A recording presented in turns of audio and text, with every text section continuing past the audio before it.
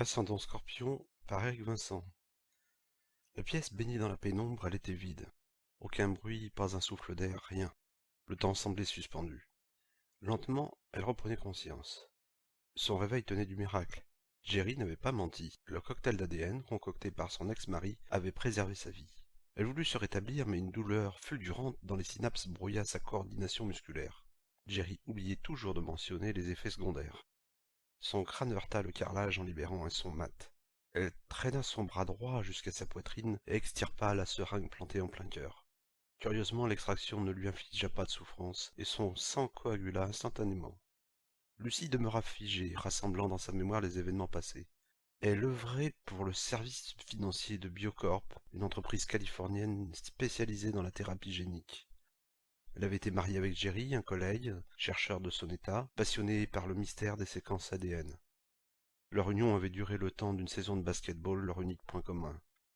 À l'aube de leur idylle, elle l'avait trouvé original, attendrissant, charmant. Elle avait apprécié son sens de l'ordre et ses dons pour la cuisine. L'envoûtement du coup de foudre évanoui, il avait réintégré son antre pour intensifier ses expériences. D'un coup de tampon au bas d'un feuillet, le juge de Pasadena avait régularisé une histoire stérile. Malgré tout, ils se voyaient parfois pour un déjeuner, une sortie au cinéma ou une virée au bord de l'océan, voire plus en souvenir du bon vieux temps. Ils s'aimaient toujours sans se l'avouer, mais leurs personnalités opposées ne concevaient plus la cohabitation. C'était avant le bouleversement du 15 octobre 2017. Par une nuit étoilée, Jed Jalinski, un astronome du mont Palomar, pointa le télescope sur la ceinture d'astéroïdes gravitant entre Mars et Jupiter. Le moindre grain de poussière était pourtant répertorié, mais il avoua avoir voulu tuer le temps. Il découvrit un engin immobile, de forme cylindrique, dont il estima la longueur à 15 kilomètres et la section à 3000 mètres.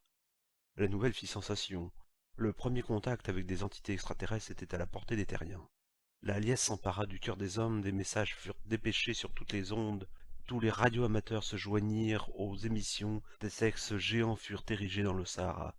Tout fut mis en œuvre pour attirer leur attention, et cela fonctionna, au-delà des espérances. Le vaisseau spatial mit le cap sur la Terre, entraînant dans son sillage une flotte forte d'une centaine d'appareils aux dimensions similaires. Les militaires jugèrent le nombre exagéré pour une banale mission de contact amical. Leur habituelle paranoïa se révéla plus que prophétique. Le 6 décembre, une nuée de parasites mécaniques venus de l'espace fondit sur New York. Elle ravagea la cité, infligeant la première humiliation aux Américains sur leur sol national. La Navy et l'Air Force ripostèrent massivement. Leurs pilotes défendirent bec et ongle le territoire de l'oncle Sam.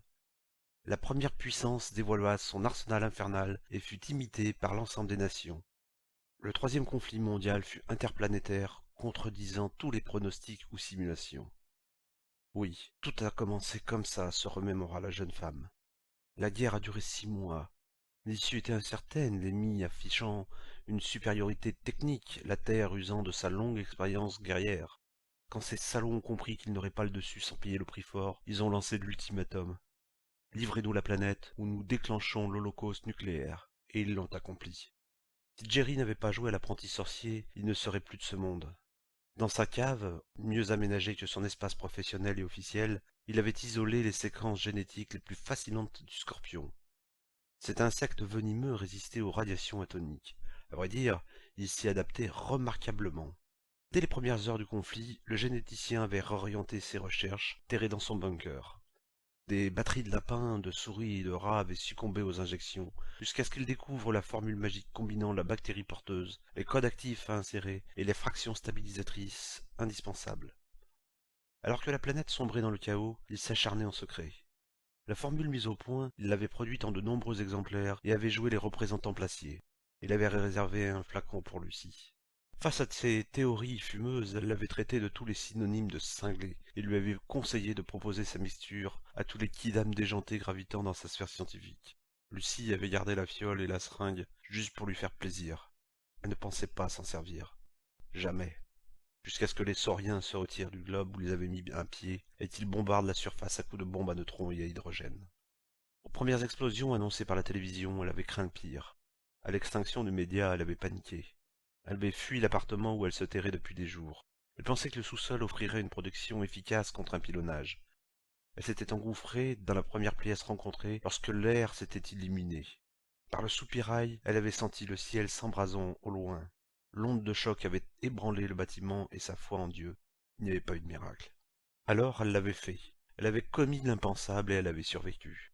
Dans son esprit cartésien, sa survie était une aberration cauchemardesque. Se sentant plus vaillante qu'à son réveil, Lucie refit une tentative pour se lever. Elle y parvint sans mal. Les douleurs musculaires, légitime réaction corporelle face à la potion révolutionnaire, s'étaient envolées. Elle se posta près de la fente dans le mur, distillant la grisaille extérieure. L'atmosphère se chargeait de particules en suspension, cristallisant l'humidité. Une neige radioactive, mortelle, saupoudrée avec une innocence légère, empoisonnait le sol pour des centaines d'années. C'est ça l'hiver nucléaire, s'interrogea-t-elle.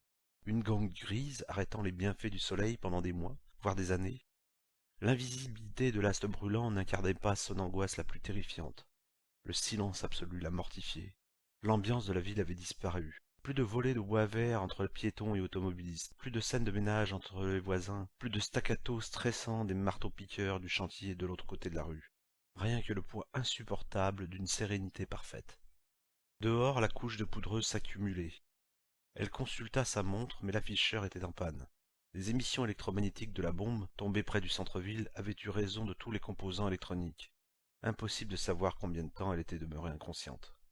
Elle s'apprêtait à tenter sa chance au dehors lorsqu'un ray de lumière perça la barrière floconneuses. Instinctivement, elle se plaqua contre le mur. Des yeux, elle chercha la source des photons. Un bourdonnement lui fournit l'explication. Un ton ennemi. Elle en connaissait les caractéristiques largement décrites par les correspondants de guerre. L'appareil à élytres, muni de 6 pattes servant de train d'atterrissage, manœuvrait avec agilité et transportait une escouade de 20 commandos. Il était armé de redoutables mitrailleuses à obus chimiques servant à nettoyer la zone de largage. Il atterrit en faisant grincer sa carcasse métallique. Son ventre s'ouvrit, déversant ces monstres assoiffés de sang et de conquête. Leur tenue était différente des images diffusées par la télévision. Ils se protègent des radiations avec une combinaison, nota la jeune femme. Seigneur, ils ont anéanti la planète et ne peuvent même pas en jouir. L'inquiétude la gagna lorsque la troupe s'ébranla et pressa le pas droit en direction de son immeuble. Acculée dans la cave, elle incarnait une cible de choix. Si jamais ils entraient dans le hall, ils la renifleraient. Leur odorat extraordinaire en faisait des prédateurs presque infaillibles. Ils ignoraient la pitié, ils tuaient et dévoraient leurs victimes. S'ils maîtrisaient la technologie spatiale, leur costume n'était qu'une collection de rustreries. Leur comportement puait la bestialité. Lucie se raisonna. Non, ils ne te sentiront pas, pas avec ces combinaisons. Cette maigre consolation ne ressuscita pas son moral. Son voisinage était aussi vide que les hypermarchés après l'annonce du conflit. Aucun endroit où se cacher. Pas d'armes à feu ni de couteaux en acier trempé pour les égorger. Elle se risqua à une nouvelle observation. Aucun doute. Il ratissait le terrain à la recherche d'éventuels survivants, des apéritifs disputés âprement. Elle abandonna sa cachette et songea à un autre refuge plus sûr. Remonter ou s'enfoncer. Elle opta pour le sous-sol. Il restait un étage consacré au garage. L'obscurité régnait en maîtresse. Il n'existait plus la moindre source d'électricité en fonctionnement. Même les systèmes de secours brillaient par leur absence. Tout à coup, elle discerna les contours de son environnement, et elle en fut la première surprise. Personne n'avait allumé, les nuons ne diffusaient pas leur lumière agressive, mais elle percevait un monde de couleurs inhabituelles. Les murs étaient bleutés, le plafond verdâtre. Son propre corps lui apparaissait comme un arc-en-ciel déclinant la gamme des rouges, oranges et jaunes. Le monde se représentait sous un autre aspect. Elle franchit la porte en feu menant à l'escalier. Une minuscule silhouette, diffusant une pâle lueur, se découpa sur le palier. Elle sut ce que c'était. Un chat. Je perçois sa chaleur résiduelle. Il est mort depuis plusieurs heures. Jerry, tu as omis de me parler des effets secondaires. Ton cocktail contenait un peu plus que le principe actif de résistance aux radiations. J'ai l'impression de percevoir les infrarouges, les ultraviolets et d'autres gammes d'ondes invisibles. C'est génial! Les sauriens ne me verront pas. Leur vue est mauvaise et ils se fient aux autres sens. Elle se mut dans l'obscurité avec une aisance déconcertante. Elle atteignit le garage. Il ne baignait pas complètement dans les ténèbres. La porte électrique était levée lorsque la déflagration avait eu lieu. Elle s'éloigna donc de l'entrée et s'enfonça vers la nuit protectrice.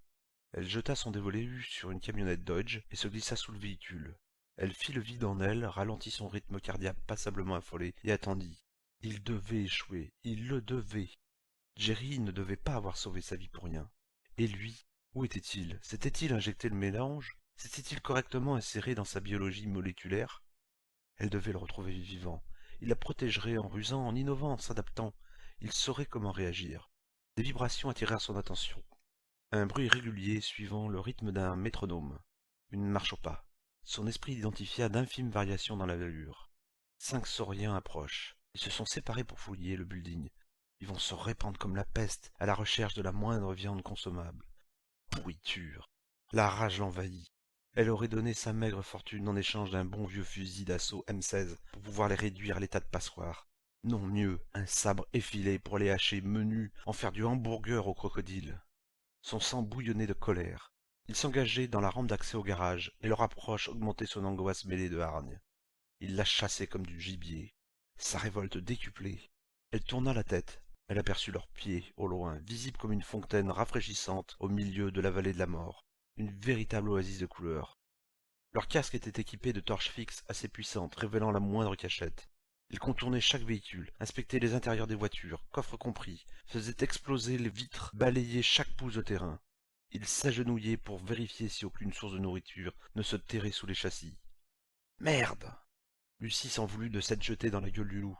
Elle s'extirpa en rampant et grimpa sur le toit du van. Si jamais il la surprenait, elle ne serait pas une proie facile et bénéficierait de l'effet de surprise. Elle les observa. Ils étaient armés. Quelle folie! Elle aurait dû se barricader chez elle, ou se défoncer une fenêtre du rez-de-chaussée et se tirer par derrière. Comment s'en sortir maintenant? Il n'était plus qu'à 30 mètres. Elle était fichue, morte. Le désespoir de la situation la confina au regret. J'aurais mieux fait de pas survivre. Elle se tétanisa, poing fermé. Ses muscles tendus la tyrannisaient. Ses phalanges se durcirent. Les sauriens étaient là. Les portes de la camionnette cédèrent sous leurs coups de crosse. L'un d'eux la fouilla méthodiquement, retournant les couchettes aménagées. Une torche fut braquée sur le toit. Elle bondit sur l'ennemi, usant d'une détente et d'une force surhumaine. Elle le projeta à terre, son poing droit s'abattant sur sa poitrine, et roula sur le côté. Le saurien accusa le coup d'un feulement sourd et bref. Ses coéquipiers tentèrent une manœuvre d'encerclement et ouvrirent le feu, mais elle s'était déjà volatilisée. 2 soldats fouillèrent les abords, tandis que les 2 autres évaluaient les blessures de leurs camarades. Il gisait, un trou béant en lieu et place de son estomac et de sa colonne vertébrale. Il ne pouvait plus rien pour lui. Qu'est-ce que c'était? Demandèrent les 2 éclaireurs revenus bredouilles de leur première investigation. Aucune idée. Un tigre ou un lion échappé d'un de leurs zoos? Il faut le retrouver et l'abattre. Informer le reste de l'équipe. Je ne comprends pas. Même leur bestiole aurait dû crever avec cette dose de rayonnement. Je m'attendais à moissonner des cadavres grillés à point ou préservés par les radiations, pas à tomber nez à nez avec un animal sauvage en sursis. Tu es payé pour prendre des risques, Cobus, alors transmets aux autres. On bloque les accès aux escaliers et la rampe du garage. On le prend en tenaille et on le pulvérise. J'ai toujours rêvé d'une police au pied de mon lit. Lucie n'en revenait pas. Elle les avait eus par surprise, et ils avaient hésité à lui donner la chasse. La chance était de son côté, il ne fallait pas la gâcher. Elle regagna le niveau -1, celui des caves, avec un unique objectif en tête, quitter l'immeuble à tout prix. La neige radioactive valait mieux que l'écartèlement entre leurs pattes griffues. Elle s'arrêta dans un couloir, alertée par les bruits de bottes. Du mouvement. Ils sont 6. Nullement étonnée par ses capacités d'analyse, elle se chercha une cachette et ne trouva qu'un renfoncement. Il donnait sur une colonne d'évacuation des eaux de pluie. L'obscurité n'était plus qu'un souvenir, elle n'avait plus l'avantage. La colère lui donna des ailes et de la puissance. Les commandos se pressèrent dans sa direction, elle força le destin et se jeta sur eux. Elle cogna comme une sourde, et ses poings, recouverts d'une carapace brune, se parèrent d'aiguilles acérées. La sensation de traverser des mottes de beurre fut son premier sentiment. La jouissance de passer du statut de faible victime à celui de prédateur fut le second. Les 6 sauriens, agités d'ultimes spasmes, baignaient dans leur tiédeur rougeâtre sans vie. Le moins amoché n'avait eu que l'abdomen lacéré. Un liquide blanchâtre, jailli des mains de Lucie, avait eu raison de ses défenses immunitaires en quelques secondes. Un poison mortel. Elle n'avait jamais supporté la vue du sang, une banane d'analyse sanguine suffisant à la faire tourner de l'œil. Mais la mare de liquide vital coulant sur le béton ne lui soutirait pas le moindre rictus de dégoût. Au contraire, elle lui inspirait une sensation de vengeance satisfaite, de la satiété. Mais l'appétit vient en mangeant, dit le proverbe. L'envie de les massacrer lui tritura les tripes et l'esprit. Elle les piétina avec hargne. Un projectile déchira l'air et s'écrasa à quelques centimètres de sa tête. Elle fit volte-face. Un adversaire venait de la prendre pour cible, mais l'avait manqué. Il s'écroula, le cœur arraché par un homme déterminé. « Jerry !» s'écria Lucie. « Tu es vivant !» Surprise, hein? Elle se jeta dans ses bras, relâchant la tension des dernières minutes. Il l'étreignit avec une tendresse presque fraternelle, caressant sa nuque dégagée. C'est hallucinant, je les ai tués comme si j'avais la force du scorpion, mais rapporté à ma taille. C'est le cas. Tu vois, je n'étais pas si dingue que j'en avais l'air. Pardonne-moi d'avoir douté, Jerry. Ah, c'est oublié. Mes expériences ont réussi, c'est l'essentiel, et nous ne sommes pas les seuls à en avoir profité. Ils ne nous ont pas éradiqués, bien au contraire. Leurs sens aiguisés les alertèrent de parfaits concerts. D'autres ennemis rappliqués, des futures proies sectionnées. Le corps de son ami se raffermit et s'assombrit. Des dizaines de piques brunes transpercèrent ses vêtements. Je commence à aimer ça, déclama-t-il d'un ton sarcastique. Il bondit sans élan et s'agrippa aux minuscules anfractuosités de la voûte. Immobile, dans la pénombre, il était indécelable. Devant la surprise de Lucie, il crut bon de murmurer. « J'ai encore oublié de te parler des effets secondaires ?»